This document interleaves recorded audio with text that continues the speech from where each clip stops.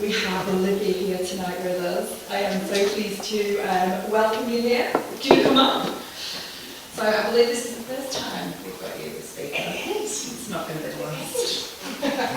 That's what we think. No, we know where you are now. Yeah. We've got you here. You're excited.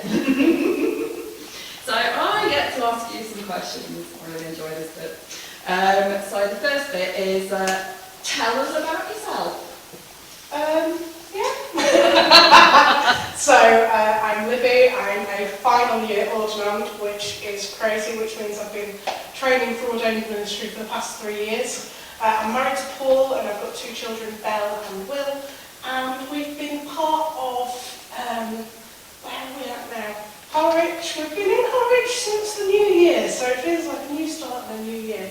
Yeah, it's very exciting. I'm really looking forward to being here more permanently.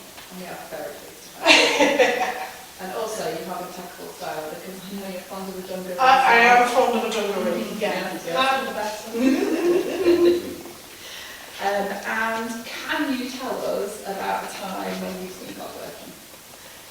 Yeah, so I think it's all the time, isn't it? Yes. But even tonight we were talking and we were praying and Sharon goes, your voice is really quiet and soothing. And I was like, people keep saying that.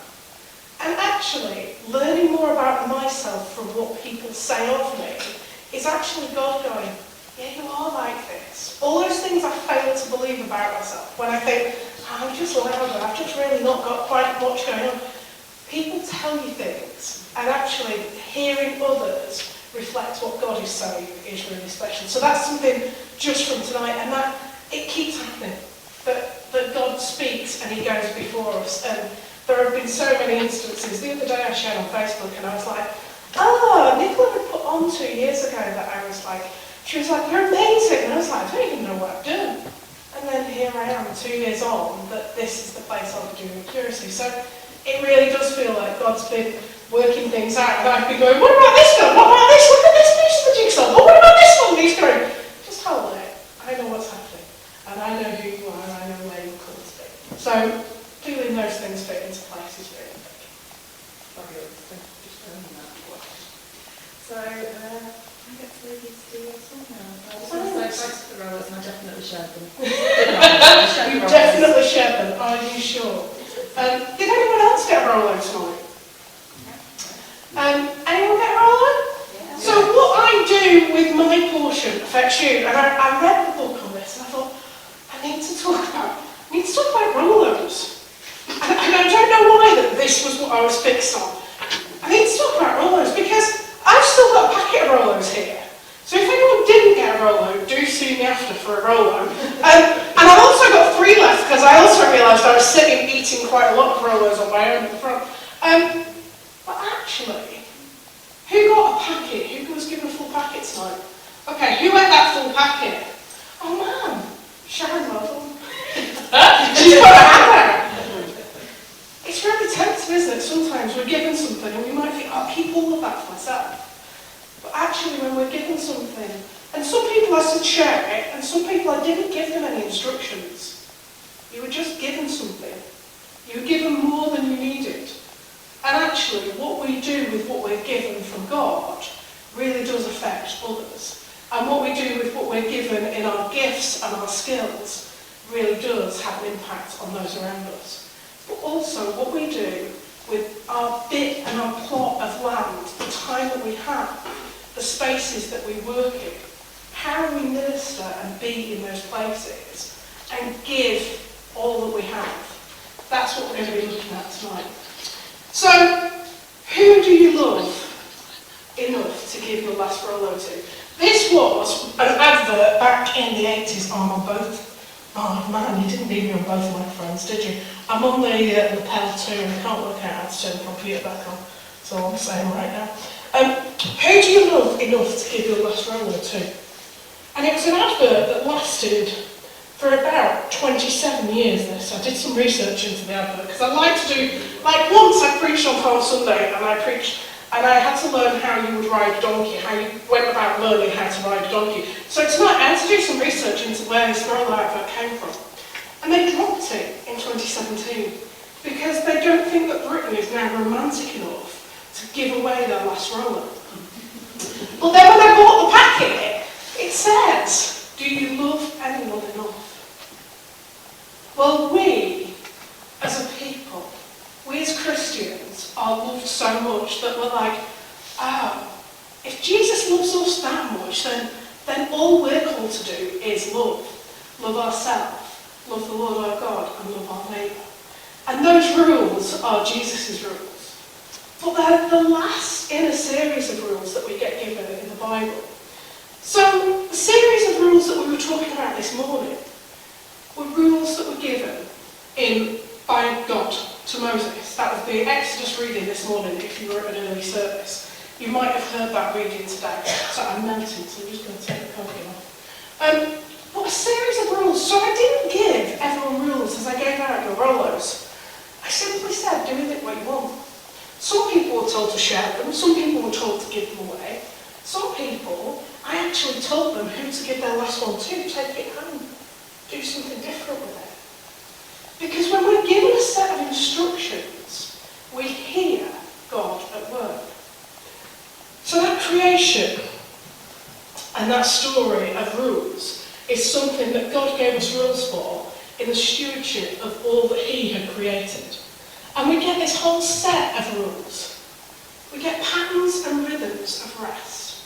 And on the seventh day in Genesis 2, God rested from the work He had been doing. That's something we're going to be visiting tonight. The fields and land. God said in Leviticus to Moses, yet again, Moses gets given a lot of these rules that he has to share. He's like the keeper of all the rules. And in Leviticus 25, God tells him, actually, this is how you reap the harvest. This is how you sow. This is how you harvest the land. And on the seventh year, you rest. Because in the sixth year, I'll make enough that your harvest will yield for 3 years. Even the land is to have a year of rest. And the harvest gleaning in Ruth, when we look at that pattern of rest, when we look at that pattern of leaving more than we have. I could have given you all one roller as you came in.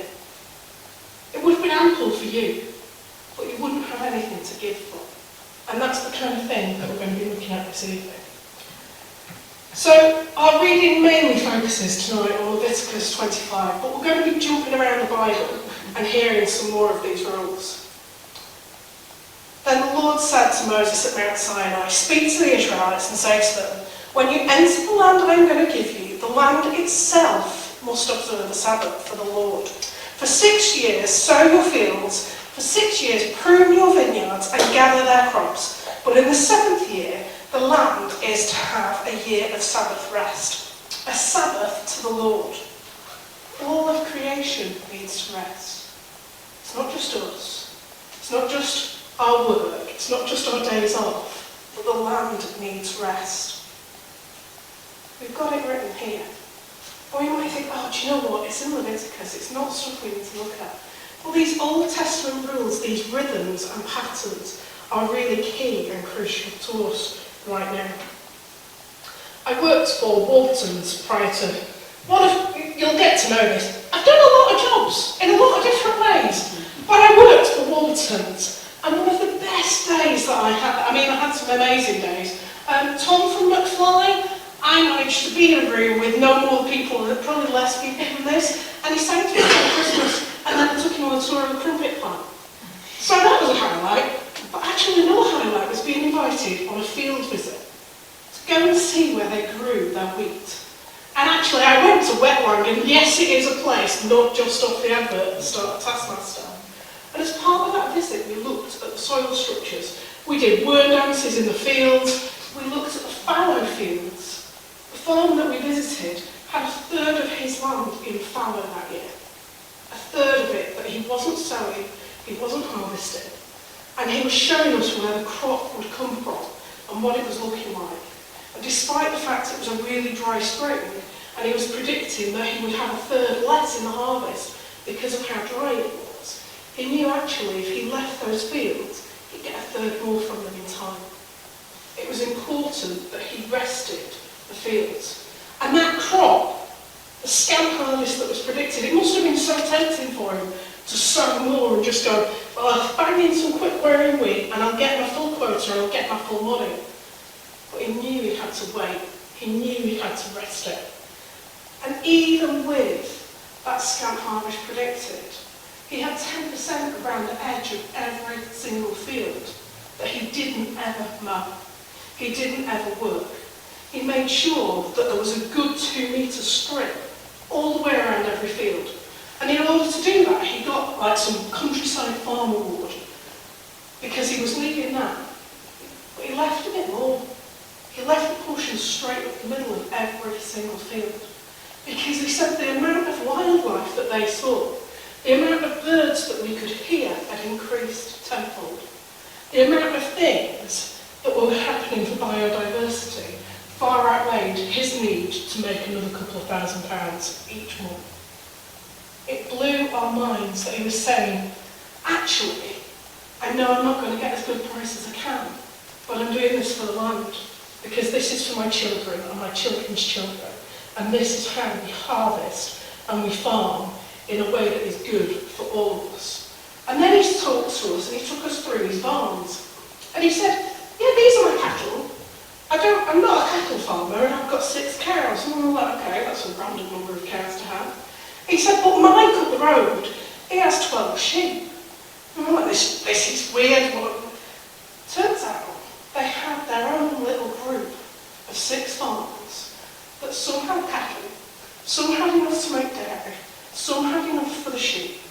And what they did was they would have these sheep butchered, or they would have the cows butchered, and they would simply make enough for their community to feed them all. They were entirely self-sustaining as far as possible. And then he talked about the amount of plastic they used as a household, and he brought out a 2-litre plastic bottle. And he said, guess how long that I've been filling this with plastic? Well, I have no idea. 3 years. And it was about 2/3 full. Because they committed as a household and as a family to living and farming their land differently. And the biodiversity that we saw, we were encouraged to sit in silence and just listen to creation. And one of the people who was on the visit went, are you a Christian? He went, oh yeah, I go to church, but that's my wife's thing. It's not really mine. I just do my bit. Well, just doing our bit, what does that look like for us? And Leviticus makes it really, really clear, actually. In verses 14 to 17, a little bit further on, this concept of never being the owners. We're merely custodians of the land. We're keepers for a time. It is leased to us. And the earth is a bit like that, isn't it? We're not here forever. But we have this time that we can do something in. And he was talking about how he wanted it to be sustainable for generations to come. And as we'd driven in, we'd seen this massive, and honestly massive, this crop, and we were like, well, what's that crop about on the first 2 fields as you come in? He said, oh, that's elephant grass. And we were like, okay, yeah, because it's tall enough to hide an elephant in. We were like, that's cool. So it's tall enough to hide an elephant in, but what on earth do you do with it? We're not buying that from you at Waltons. No, that goes to the power plant across the river, and that is burned for eco-fuel. Oh. The power plant across the way stopped using coal 7 years ago, and all the farmers locally make enough that we power most of Yorkshire from that power station. It's incredible. Just small changes that were happening, even in the face of adversity, even with grants being pulled, they were making a difference. What small changes can we make, even in the faces of adversity? Because that river that divided his land and the power plant was cleaner and clearer than it had ever been. And he was adamant that his children wouldn't be growing that grass. They would be finding a more sustainable way to get their energy sources. So when he spoke of sharing and living off the land in this different way, I was like, this is amazing. It was absolutely mind-blowing. And yet we get that throughout the Bible. We get instances of people living differently. And we as Christians are called to live differently in a way that seems so countercultural. In Ruth, that that rhythm and pattern of leaving some for others is so commonplace that Ruth knows she turns up to the field, she'll get what she needs. Boaz has provided, but he doesn't just provide what he needs to provide. He says to his workers, pick a bit out, leave them some more. The provision is more than we need. And we see that with the Good Samaritan as well. The provision of the Good Samaritan is more than the injured person needs. He doesn't leave him enough simply to cover his bed and board for that night, but as much as he needs. And if he needs some more, come back again. And that brings me on to No Mo May. The kind of thing that we can get involved in. It's almost May. Your neighbours might think you've gone mad.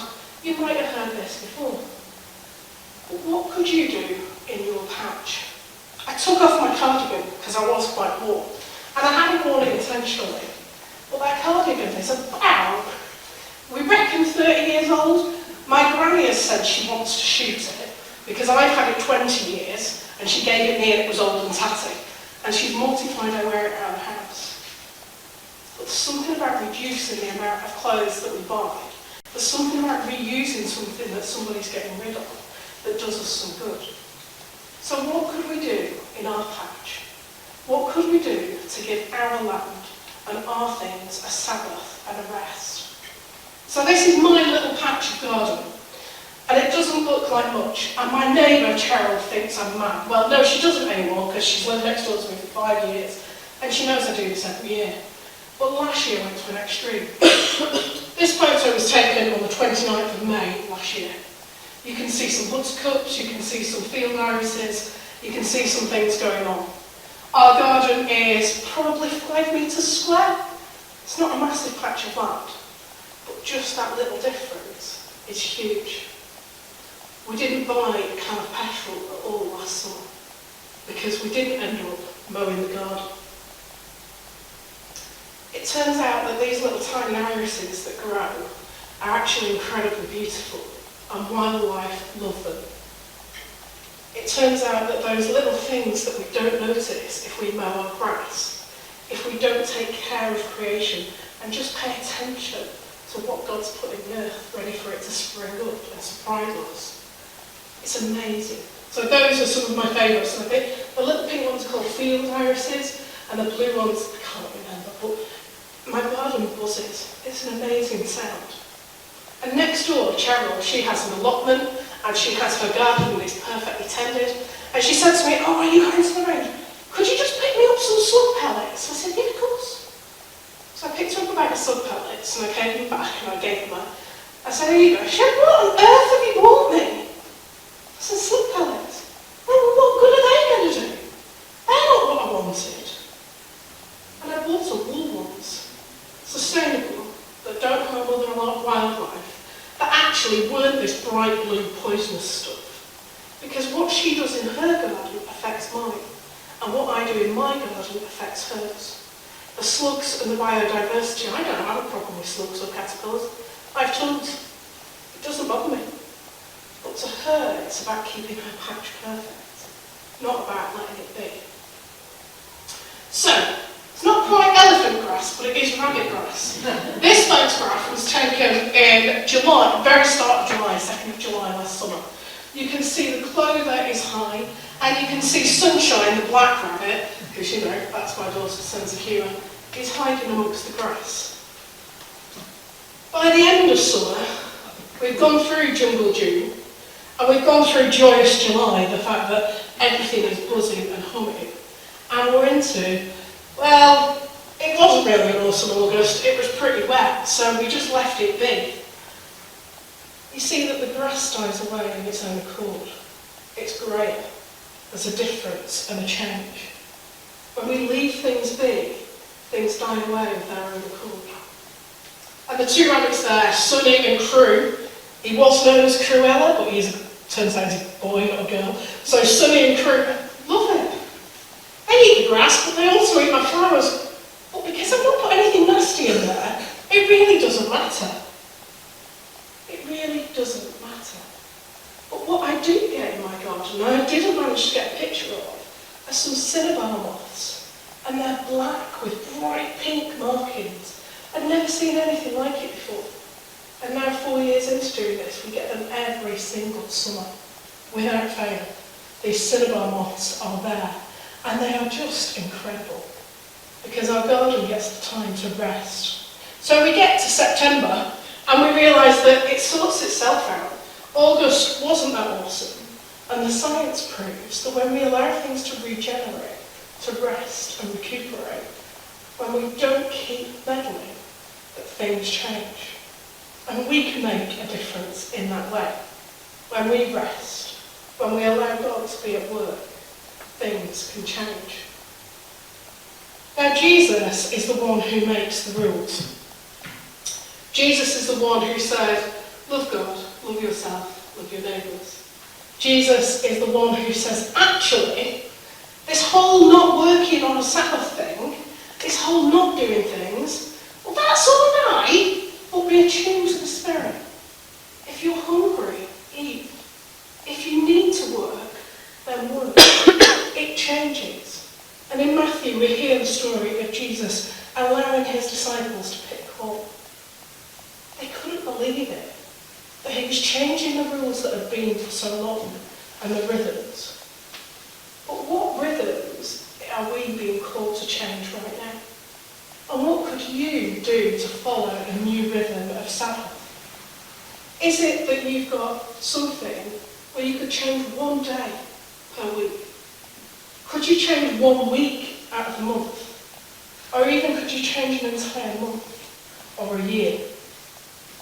Science has proved to us that things can change. Well, you could start afresh by changing one meal to being a vegetarian one. You could have 1 week where you think, do you know what, I'm not going to buy any plastic. Maybe you can have 1 month where you buy nothing new, or you choose to drive less. Or maybe you could have 1 whole year where you see what happens in your garden if you just leave it be. What can we do when we follow new rules of Sabbath? And the Holy Spirit leads us afresh into those places. And this will look different for each of us. The rules and the rhythms that we start with for rest, for movement, for change, actually won't be the same for any of us here.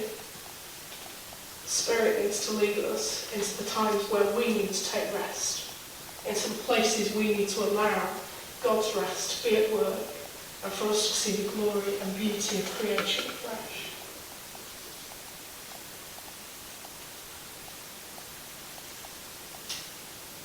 Whatever it is that sparked you tonight, whatever it is that looks like your last runway, that opportunity of something more that you've got, how can you respond to the Spirit? What is he calling you to do? For us in our household, I sent my friend a picture saying, I've had a clear out. These are the things that you might need for your house. Some glasses, some knives, some bits and pieces to set up the kitchen. It might be that you can go to your cupboards and go, do you know what? We're never going to eat all this within a year. I'll clear it out. I'll bring it down for the urban outreach collection.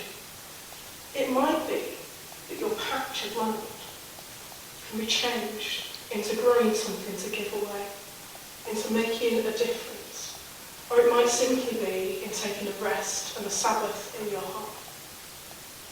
As we sing and gather in worship in the next song, it's the one as all creation worships, so will I. How do our lives look worshipful?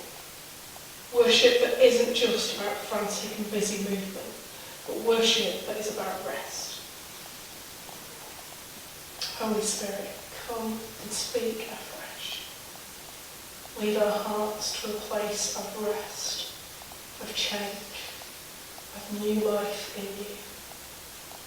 And that as we follow your rules, that we realise that we are here, keepers and stewards of your creation for such a short time.